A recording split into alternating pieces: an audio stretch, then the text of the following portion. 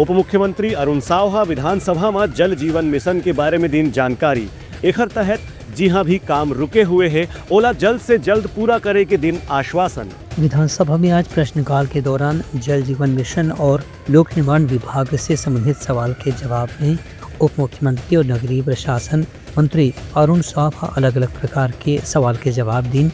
एक बाद सदन के बाहर पत्रकार मन से चर्चा करत अरुण सावहा कहन कि जल जीवन मिशन के काम में जहाँ कहीं भी पिछला कार्यकाल के कारण देर हो रही से ओला समीक्षा करे के बाद अब जल जीवन मिशन के काम ला प्राथमिकता के साथ में पूरा करे के लक्ष्य रखे गए हैं। वरिष्ठ सदस्य धर्मलाल कौशिकी ने जल जीवन मिशन में शिकायत और उस पर की गई कार्रवाई के संबंध में प्रश्न किया था। बहुत विस्तार से जवाब सरकार की ओर से प्रस्तुत हुआ है। जल जीवन मिशन को लेकर चर्चा अधिक इसलिए होती है कि ये आम लोगों से जुड़ा हुआ मामला है।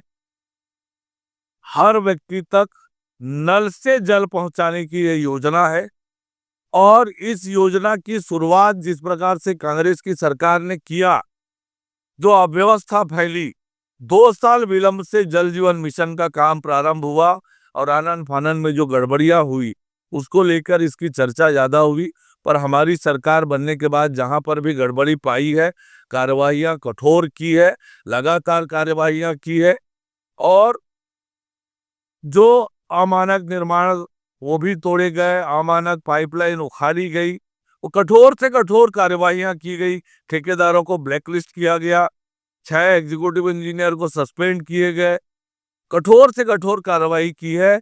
जल जीवन मिशन के काम में किसी तरह की अनियमितता और गड़बड़ी बिल्कुल भी बर्दाश्त नहीं की जाएगी। ये आम लोगों से जुड़ा हुआ मसला है।